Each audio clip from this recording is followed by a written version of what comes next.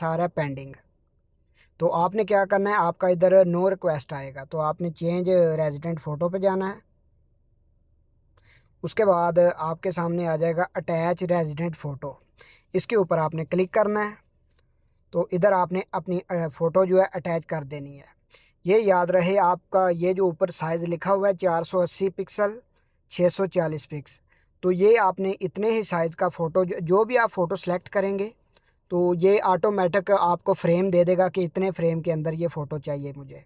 तो आपने एडजस्ट कर लेनी है, उतने फ्रेम के अंदर फ़ोटो एडजस्ट करेंगे। तो आपको मैं दिखा देता हूँ, जैसे ही मैं इधर अटैच फ़ोटो करता हूँ,